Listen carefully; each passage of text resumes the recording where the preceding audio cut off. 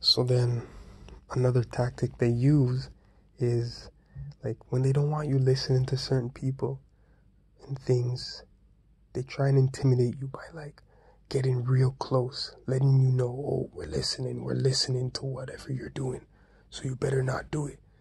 And like they'll get close and they'll make sure they make noise, right? They know like abrupt noises is like sensory, like to mess with your sensors, like your senses, right? Loud, sudden noises, things like that, to try and throw you off, to try and like disrupt your train of thought, so you don't think about what's actually going on. So in every instance, they always have a person in there. Basically, in every instance, they always have a person in the room with me that they planted in there to basically keep tabs and watch over me to see what I'm doing. Because currently I don't have a handler. Well, actually, no. I didn't have a handler for a little while, but they found somebody. They found a candidate to basically handle me, and it's always females, right? And they use females, actually, women. I hope most of them are women. These days you can't even fucking tell, but as handlers, basically, they use them to create my problems, and that's one of the reasons actually I ended up here. And it's because I didn't make the the effort, like a harder effort to get closer and figure out things. Because it's like, yo, that wisdom and knowledge really does give life.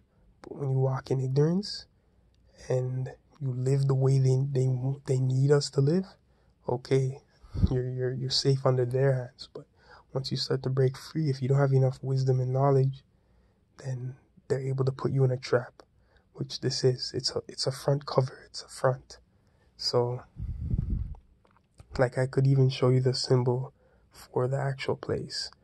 And trust me, those who, if anybody actually sees it, they'll be able to tell right away. Oh, yeah, this is yeah, the symbology that these weird people use.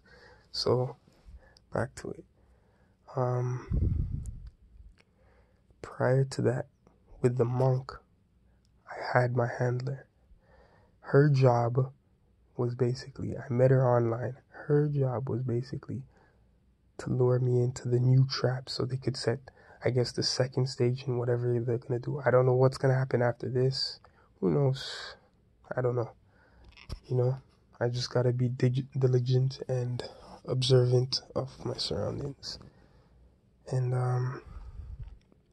prior to that, she was my handler before. Now, it doesn't matter if you're black, white, brown, whatever, gray, I don't give a fuck. It doesn't matter. It doesn't matter. You could be anybody.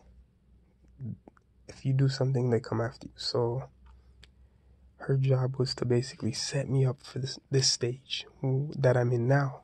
And she was black, and I'm black, right? Like, so-called black. And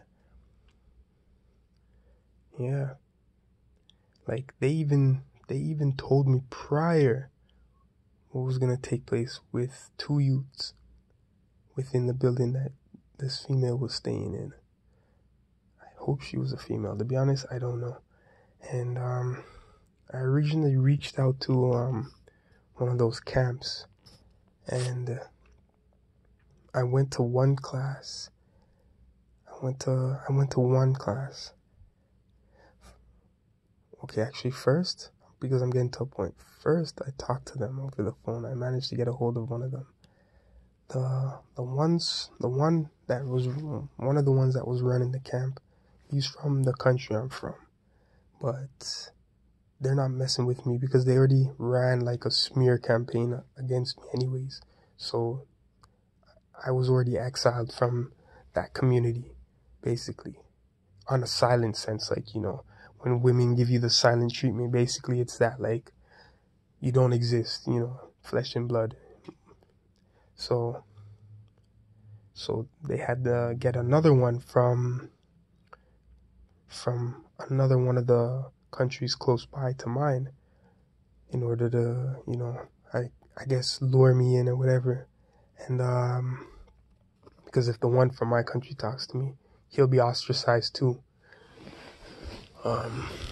So, but buddy, talked to me over the phone. Ray Tay, they run their spiel, and the thing they tell everybody in the beginning, I guess, that isn't like initiated or whatever the hell it is. And at the time, they literally, like, they use women really well to set me up. And it's not like it's private. It's wide out in the open. Like, it's almost like a TV show. Trust me. Yeah. So I was basically sleeping on this girl's couch, and when I parked up on the road across from her building, they basically like wait for you. So they watch. They know your schedule, so they watch you when you come in and whatever. And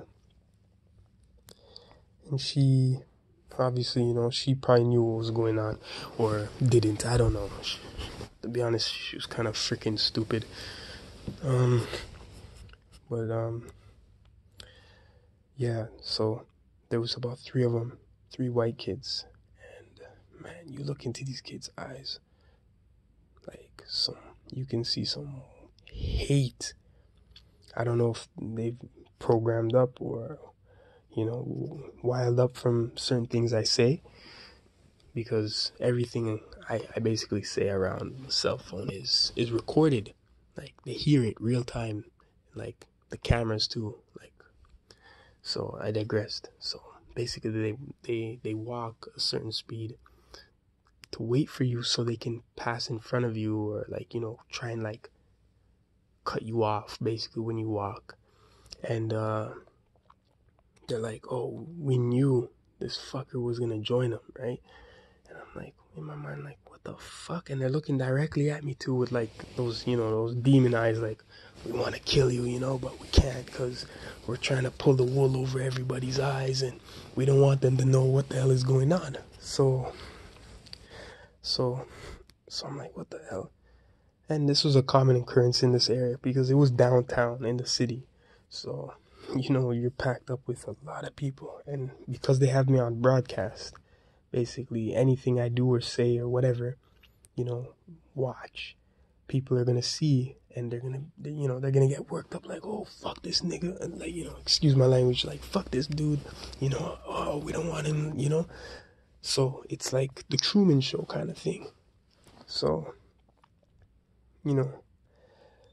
so basically that was one of the setups. But this new one now, the new handler that they brought in, she was more subtle. She wasn't like a good liar, but she was just very subtle with her lies, thinking maybe I wouldn't catch on, whatever. So she set me up to basically end me up in this situation. I don't know if like they're testing me or what, but whatever they're doing, only the Almighty can help me. Now this new one that they have set up, I don't know. Each of them have been questionable. Well, the one that lived downtown wasn't too questionable. I'm pretty sure that was, yeah. But now this situation, I'm not even asking for help or anything, because it's the Most High sees everything. He knows all. So it's a part of his plan. I gotta just sit back, keep the faith, and make sure I do what I'm supposed to do, my duty, right? The duty of man is to follow the law, statutes, and commandments to the best of your ability, and I'm trying my best. They make it hard for me still. So basically my room is next to another room, and sometimes I can hear the person clearly. Person talks shit, like a lot of shit about me, and they always have that set up. So they have, like, I guess, the group you don't see that are running certain things in the background, always in the adjacent room. They see when I leave and when I come in, whatever. So it's actually a pretty like or orchestrated, organized, like, you know, situation where they have me on surveillance basically 24/7, you know. Probably even when I take a shower or take a shit, they know too. I'm not even joking or lying. Um they use cigarettes a lot. Like cigarettes to like fuck with my health as well, right? So they'll smoke around me even in areas where they're not supposed to smoke. And they can always lace that with like some kind of pathogen poison also, right? So that was the last setup they did. They basically like, they use verbal abuse, sound, um also like t- technological stuff to mess with me. And I knew like they were setting me up to kind of get me sick or something, right? So their purpose is like they're gonna treat me like shit, basically, um, to either get me to quit my job. Then the stipulation for me being here wouldn't work because literally I have nowhere else to go. Like no one's gonna put me up. Like, and I already spent about 2 years, literally like 2 years straight, just going from apartment to whatever I could find. And chances are the only places I'll be able to go, like back then, the only places that were only really available to me were places where they either had control over me or they knew the neighborhood was dangerous enough for me to get messed up, right? Because of their smear campaign, somebody's gonna recognize me and, you know, maybe set me up. But literally, like I tried hard, couldn't get anything. They would see you right away. They know, like it's like a list. So the last handler, we went down to the casino, and she looked at the computer. Right, her job is to do what they tell her, or however they do it. But she looked at the computer and she's like, "Oh, you got an X around your face." And I'm like, "What?" But she didn't have one when they did the scan, right? The security bypass at the casino. And we asked one of the security guys, a black dude, about it. He didn't want to say too much. He just like, "Oh, as long as there's no circle." That's what he told her. So if I had an X and a circle, chances are I wouldn't be able to get in. So whatever the X means, yeah, I'm pretty sure I'm marked for whatever the fuck, they have planned up here in Canada too. It's not only the States that they do fucked up shit. So, so, yeah, just ended it that.